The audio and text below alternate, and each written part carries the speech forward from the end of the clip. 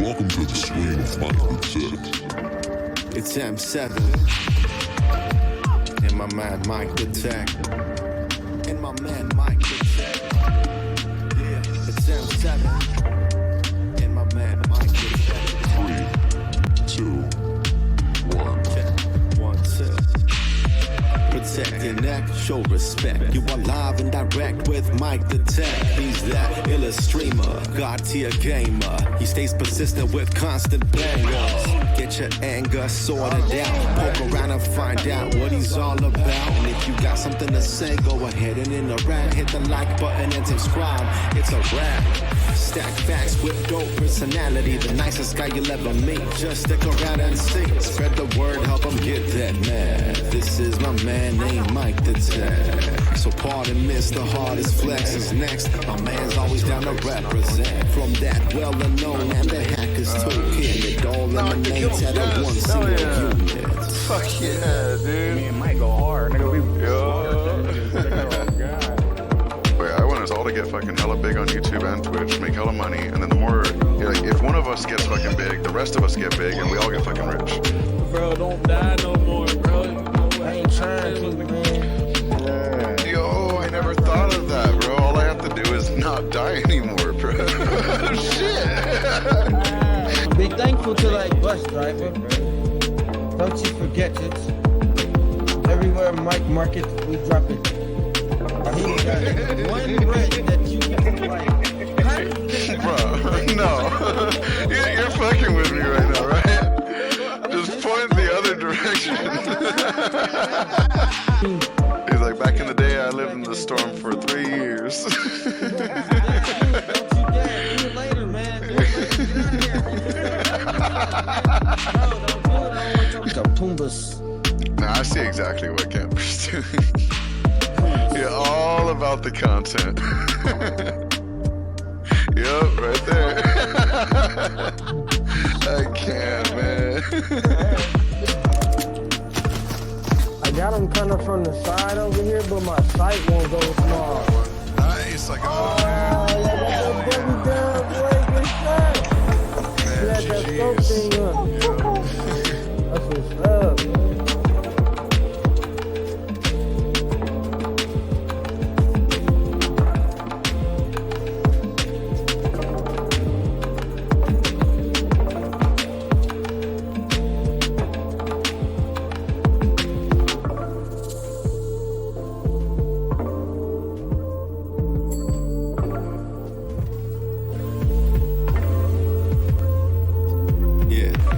Deck, he's the quickest in the West.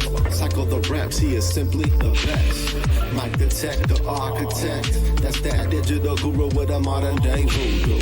The dude with the short fuse for ignorant minds. You can learn a thing or two about a new device. Unboxing kudos, we rock that pseudo. Administrative elevator command. We build it up or break it down in that virtual lab. From conversations to games to interviews with a broader view. He keeps it fresh, always brings something new.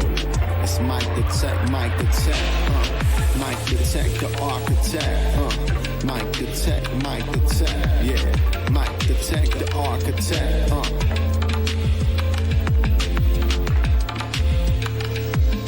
Commencing sequence. Counting down in 3, 2, 1.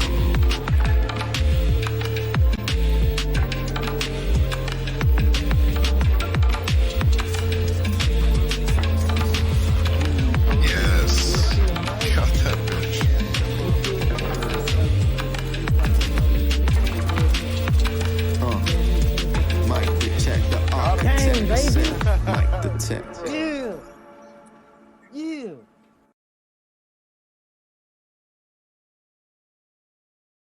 What's up, guys? How's it going? MikeTheTech here, and today we have a really exciting interview with Jay Flores. He is a creator, and he runs the show It's Not Magic, It's Science, and also recently appeared on American Ninja Warrior. I've been following his progress and Instagram and social media accounts for quite some time, and it's been really interesting to see all the different areas that he works in. So I wanted to introduce Jay Flores. Thank you so much for dropping in, Jay. Thanks for having me. Thanks for all the love on social media, and I appreciate the opportunity to be here with you all. Yeah, absolutely. Why don't you tell me a little bit about what you do in your own words? Because I've learned a ton about you over these past couple of weeks. I thought I knew who you were, but then I started looking more and I just found out so much more. So, yeah, why don't you let me know in your words? Yes, there's a lot of things that I love, but in general, it's trying to find a way to inspire young people to invent the change they want to see in the world. So it's a play on the phrase, be the change you want to see in the world. I think it's important for everyone to be good people. We need that. But if you can invent the change that you want to see in the world, you're impacting that many more people and potentially way beyond your lifespan here.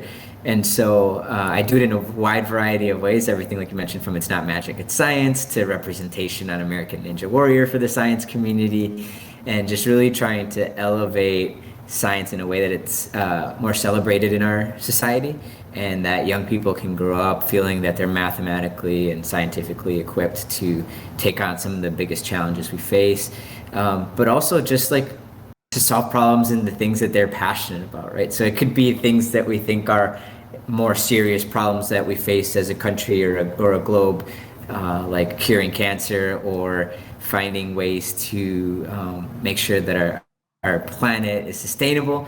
Or it could be fun and silly things like a new game or a cookie that gives you abs or cereal that's like all marshmallows, but it's good for you somehow, like whatever it may be that these young people want to explore and kind of what their vision is for the world. I just want them to be ready to feel like they can go down that path. And initially it's just the inspiration and the curiosity when they're younger, and then 5, 10, 15, 20 years down the road, then they'll be able to make some of that stuff reality. Absolutely. Kind of giving them the power in their hands and knowing that they could make change that actually affects stuff. That's really important. It's kind of funny how you mentioned like with the math thing too. I feel like that's one of the only reasons I learned some of these types of math functions is because I want to make games or I want to make software. And all of a sudden I come across a problem that's like, well, I need this 3D plane to rotate to face a camera in a location, and I have to figure out an equation to do that. And all of a sudden math's really, really exciting for me again because I just need that to work. So I love that. Give them a real reason to learn the science, you know? Yeah, when you have that real life application that you care about, that's when you're willing to go through the hard math and the hard science, right? Absolutely. And that's what takes you to that next level. There's very little inspiration in just the equations, but the applications and the impact, if we can get kids to see the connection between that, and like I said, I was always raising my hand in math class. Why would I ever need to use this again in my life? If we can answer that question for them, they're going to be able to do really cool things in the future. Absolutely. So how do you choose the experiments that you feature on both your social media and things like Discovery, stuff like that? Yeah, so I originally created It's Not Magic, It's Science during the pandemic. So equity and access were the core of everything I was doing at that time. I knew kids weren't going to have access to the same science opportunities, experiments, labs. They weren't going to be going to science museums. They weren't going to be able to visit an engineering company or have engineers come to their school. And also parents and we're going to be like science teachers overnight. We're going to have to be more involved in that space. So I figured, at that time, TikTok was exploding. I'm like, no matter what happens in virtual school, no matter how many Zoom calls they're sick of, they're still going to go to TikTok on their phone when they're done. And so I was hoping that in scrolling through TikTok, they'd come across me and see me do something that appeared to be magic, but is actually a science experiment disguised as a magic trick, and then would be drawn in to want to learn more. And so I hint at the beginning of every experiment that this isn't magic, it's science, but then I blow your mind with what I actually end up doing. And now you have a reason to learn more about how it actually happened and how I did it. The other cool thing about magic is that once you learn a magic trick, you don't keep that to yourself. You want to share that with other people. So I was hoping that would then encourage kids to start sharing science with each other more often as well and view it as a fun and cool activity. And some of them might not share the science behind the magic like I do in my videos, but at least they're still out there showing the science, and hopefully some of them will actually Yeah, share they're it. gonna cut you out So like the masked overall, I magician just and be needed to like, find "Don't, things that I don't want anyone to know." exactly. Exactly. So in general, I was just trying to find things that were low cost, but high excitement. So vinegar, baking soda, candles, like things that you should have in your home or you could order on Amazon for really Nice. cheap. And Encourage the I was kids to kind of surprised with jump how off many real cool quick. ones we were able Yeah. to create. Yeah, for sure. Every time I've seen one pop up, it's always been something interesting, and it's not just one of the. That's kind of why I wanted to ask you how you choose them, because usually when you see a channel doing magic, they start with all the basics, all the ones that like kind of everyone's tried. They're like, hey, let's like straight up science experiment, do a volcano or something, you know. And I feel like you've actually chosen Yeah. some really interesting ones that even me, I haven't like seen, and I love magic and stuff. So it's cool that you are able to find these diverse examples, not just some of the go-tos. I appreciate that. And Yeah. yeah, and that's what makes it special is just the presentation of it, because a lot of these experiments have been done in some way or another, but the Oh, way of you course, yeah. package it, especially for young kids, is really important. It's the And that's what the enthusiasm. series has really. Yeah, definitely. Like I don't see that enthusiasm too often because it reminds me of like back in the day with Bill Nye and stuff, where they're just like, "This is science. This is exciting. You know, can you believe this?" And then when you come with that enthusiasm, it gets them. It makes them not afraid to be enthused themselves. Like normally they might stifle it a little bit, but if you're jumping up and down all excited, then I can at least be happy about it too. You know, and it makes sense. I love that. And Pixie saying, 100%. "What's up, guys? Hello, hello. Thanks for dropping in and watching. Very much appreciated." Um, so with your show, I noticed that you have kind of a couple different branches. You have your main show on it's YouTube, right? It's not Magic, it's Science. So I designed them originally for like TikTok and now Instagram with Reels and Mainly for stuff. TikTok. But then I do put them into YouTube as like their forever home. But they're designed more in like the kind of like the vertical short form content. Now YouTube has YouTube Shorts, so that'll allow it to get even more Yeah, that should help you out exposure with as that well. too. But originally it started with TikTok. And is Discovery's collaboration with you kind of the same thing, or is that they have you as a host for something else? So that's a separate partnership that I have with Discovery Education. They have a program called Mystery Science, and basically that's K to fifth graders asking questions, and then myself and a couple other guides, we come up with answers and do it in a really fun, youthful, high energy video, good video content type of response, because Google is not designed for a third grader's question. Right. Even Alexa, it's funny to see kids struggle with her on like asking certain things and the type of responses they get.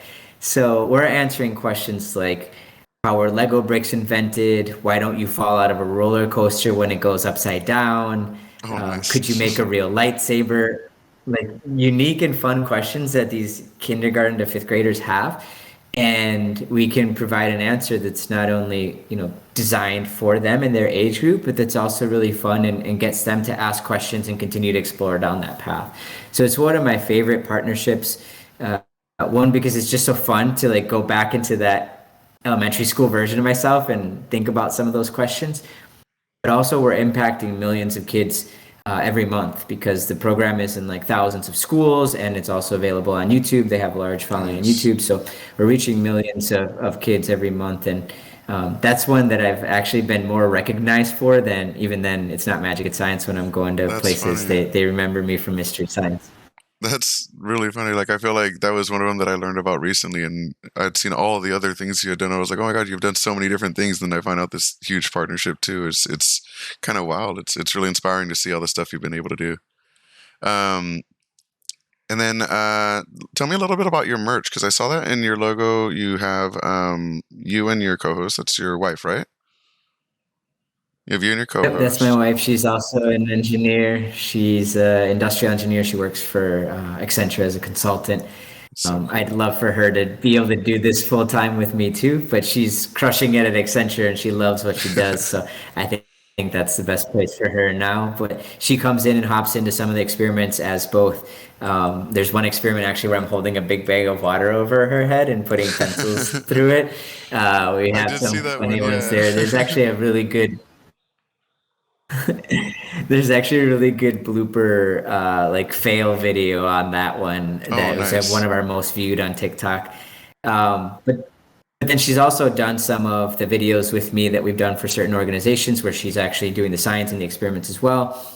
She's very passionate about getting youth involved in STEM as well, and especially young girls. So it's awesome to have her there from both, she's my wife and it's great, but also Yeah. from the representation side for other young girls to see themselves um, in these kind of videos. No, for sure. I know I talked to you little earlier about it, but that is really lucky to find a partner that is in the same general field as you and can collaborate with you from time to time, and it's really nice to see. And then there's also a lot of representation in your merch. I noticed you have the English and Spanish versions of pretty much everything on the site, right?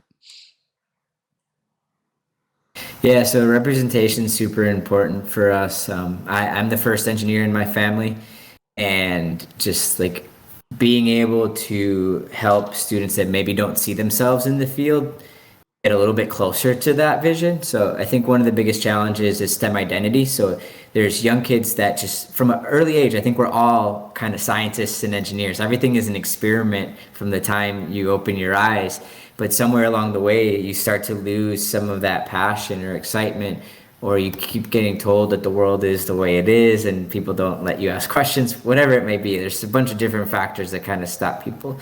But one of the biggest ones is they don't see someone that looks like them or that's of their gender or that speaks their language that has been in that space. Right. And so whether that's representation in the language that they're speaking, in our branding, in the merch, that's all really important to make sure that we're reaching as many kids as we can, and so that they can see themselves impacting the world in the future. Nice. That's so great to see. I did order some merch. I wanted to show it off on stream, but of course, I know it won't get here in time for the interview. So I wanted to kind of do a little I magic appreciate trick it though. and see if I can show a little support that way. So I'm gonna try something here, and I'm gonna have to duck because it might be a little dangerous. So I'm gonna duck down here. I'm gonna go into my pipe. Okay. Okay, I'm gonna duck down, and then let's see. I love it. Okay. There we go. All right. So we're safe. And that is not Awesome. magic. That is all science made in 3D. Yes. Yeah, so I got your mug and I That's managed to get awesome. it into the 3D studio. And we're going to put this in the studio permanently as well, somewhere. That way you get a little, for what it's worth, representation somewhere in here. So that'll be nice. But I yeah, appreciate that so much. no, for sure. So yeah, I noticed that you said you were on a bunch of definitely want to talk about Ninja Warrior, but you were actually on a few shows before that, right? You've been on a bunch of network shows. Tell me a little bit about those because I've only Yeah, I so remember seeing you on one, but I can't recall the exact. It was kind of like a talk show format. Do you do those often? I'd love to do more talk shows. I haven't really done too much of that, but I've done several more athletic based shows. So Oh, in interesting. 2016, I was on an ESPN show. It was an ESPN show that was kind of like an obstacle racing relay. That was a lot of fun. That one was both in my representation and what I do, aside from them saying that I'm an engineer and that I do stuff with kids. That was all mainly the sports side of it. But in 2019, I was on this show called Exatlón. It's on Telemundo. So this was a Spanish based show. Similar obstacles. It was like a mix of Ninja Warrior and Survivor. It was kind of an interesting Nice. dynamic there. And again, it was more athletic based, but as part of the show, like you're only allowed to bring three shirts, like three articles of all your different clothing, and they like wash it for us and stuff. But Yeah. you weren't allowed to have much on the show of your own stuff. And so I had three STEM shirts. So every day, the show was 6 days a week on primetime on Telemundo for 2 hours. So it was a lot of exposure. And every day I was wearing a STEM shirt. I love And, that. the story that they built around me was all my STEM engagement and how I work with kids and things like that. So although it was an athletic show, we highlighted the importance of STEM and being a Hispanic engineering role model. Nice. And then Ninja Warrior came this year for the first time. I've been trying for a really long time to get on Congratulations. Ninja Warrior. I I was finally so got the call stoked to this see year. you. I appreciate it because that was a really long, painful journey with a lot of rejection, and but I'm glad I kind of stuck to it and kept going. It's a good lesson in perseverance that I can apply to anything, including science. Yeah, for sure. But this one was great because I got to bring with me robotics teams and semifinal. I made it to semifinals as a rookie, so that was incredible. And that's where I got to do my experiment, and It's Not Magic, It's Science experiment on stage right before doing the course. And I didn't make it to Vegas, but making it to semifinals was a pretty big accomplishment in my first season, and being able to showcase science and robotics in such a fun way was really cool. And one of the things that was the biggest for me was I had never seen a Hispanic engineer or scientist in TV or movies or commercials when I was growing up. So to be able to see that representation on stage in a cool and fun way, right, showing that you can be an athlete and a scientist, or you can do science experiments in your t-shirt and shorts on stage somewhere, or like I do in my experiments for It's Not Magic, It's Science in my kitchen, so that I can show people that no matter where it is that you're at or what resources you have, you can start to explore and experiment. So that was huge, and I'm really happy with how that ended up turning out. I'm going to apply again next year. Hopefully they bring me back. I think I did well enough on the course and on stage with the performance and stuff to get a call back, but I still Yeah, got for to sure. apply. Yeah, honestly, I wanted to tell you too, even And before. then Oh, sorry, go ahead.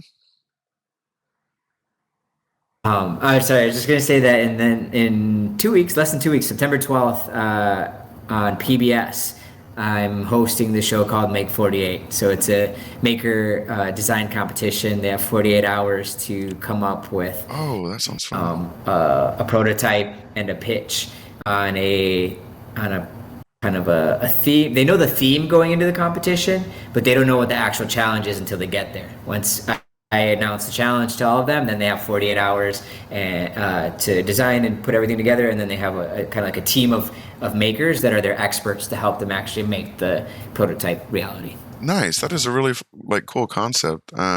We see that a lot in game design with game jams, where you have to come up with a game within a topic within a certain amount of time, and that's a really cool concept. It'd be really fun to watch. Looking forward to that. Is that like Yeah, it was a blast. is it a brand new show, or was it something that they brought you on to feature you on as a new thing? No, this is season 5, but yeah, this is the first time they nice. brought me on as like the host of it. I But got some catching up to do there's then. some seasons available. Yeah. Nice. Well, Very each cool. season is a little different theme and stuff, so Yeah. you don't have to necessarily have watched the previous ones, but there's plenty of content available on pbs.org. Nice. And then I just want to kind of let you know, like even before you got on Ninja Warrior, I kind of always saw you as like a Ninja Warrior competitor, because the way you practiced and prepped for this is kind of insane. Like where did you get access to almost an entire course like to try that stuff? Yeah, so I originally started, and up until a couple of years ago, my main focus was obstacle course racing. So like the long distance running events with like a Tough Mudder, Spartan Race, Savage Oh Race, yeah. events like that, where it's more a focus on your running ability. They're still cool obstacles, but they're not as challenging as Ninja Warrior obstacles. So my main focus was just keeping my running conditioning up, and then I would do some ninja as like to help me make the like Tough Mudder obstacles seem really easy type of thing, right? I wanted to be able to dominate those. Yeah. But then, the show and like me wanting to leverage it as an opportunity to share my story and continue to try to impact others became more and more of an important thing for me. So I kept applying, and I would try to go to the gym more often, but the running was always my strength and my main sport. But then this year I got the call, and so now I'm like 100% dedicated to Ninja Warrior and trying to continue to grow in that space. When I first started, there weren't any gyms at all, and so it was like if you could hang a rope in a park and do rope climbs or monkey bars. Like that's really what it started with. But now there's really good gyms all over the country. Yeah, I had never actually like. Then again, I don't hit the gym too often anyway. But I had never seen like, for example, the high jump where they have to like run up the wall and all those really specific and specified kind of like obstacles that I had only really seen on Ninja Warrior. But I noticed that they were like accessible locally as well. Is that down in Florida, or where do you normally go to try that? Yep, the gym I train at is in South Florida, kind of Nice. Fort Lauderdale, Miami area, which is where I live. But there's gyms around every major city now. A lot of the really good competitors on the show end up building their own gyms because they want to have all the tools they need to try Yeah, to get after the $1 million.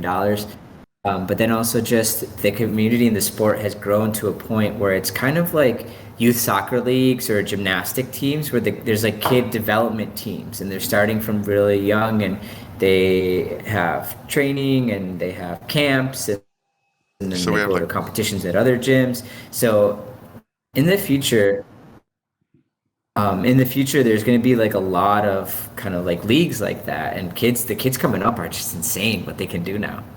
that's wild. So there's gonna be like little mini American Ninja Warrior leagues and stuff going out everywhere now that everyone has the equipment and everything. That's really exciting to see. Yeah, there's this little 7-year-old kid that just went viral. I think it was on like Barstool Sports or something, and he's just so good. He can do the salmon ladder up and down at 7 years old, and all these other cool things. And there's a little 7-year-old at our gym too that's pretty strong. It's wild to see what they're able to do, and I can't imagine like how insane the obstacles are going to be in 10 years. Oh yeah, everything's gonna evolve and change and get more extreme. It always does. But yeah, even with your actual performance on the show, uh, like I know it probably is a little bit sore, but I do feel like you were like a little bit robbed, and I'm excited for the next time because you didn't lose to like any kind of actual like skill portion or anything like that. It was literally just a slippery bar, and I was like, oh no, like he was doing so well, and even in the practices, like you've done things so much harder than Yeah. that. So 100%. That's the frustrating part is that I fell on the dismount. It wasn't even that yeah, I couldn't do the obstacle. It was like getting off of it is where I fell. But there's a lot of factors that go into it, and it's mental game, it's the environment. So the LA one was outdoors, so everything's a little bit slippier because it's really hot right. and you're outside versus qualifiers, which they didn't air my qualifying run unfortunately, but I made it to the fifth obstacle, so right before the warped wall, right before a buzzer. But everything's a little drier. Your hands aren't as sweaty as they are when you're outside in the heat, and there's a lot of factors. But Absolutely. I'm just happy overall, and part of that slipperiness gave me the one arm save, which they really like to show, Yeah, they in the were showing that highlight. replay. So I think yeah. So in a weird way, it was like a blessing in disguise. Because let's say I got to the next obstacle and I fell on that in a very boring and normal way, like Yeah, they wouldn't then have I maybe featured you wouldn't as have gotten that much. airtime. I love that. That's a great Yeah. way of looking at it. I'm honestly excited for the next time you jump on too, because I know you're gonna do great. It's been awesome seeing your come up and seeing another teacher in tech, another STEM enthusiast ambassador, making airwaves and getting views. I love it. Appreciate it. So anything you would like to plug before we close out today? Any new projects that you'd like to get some more views on or anything like that? I can make sure to share them out, put them in the video.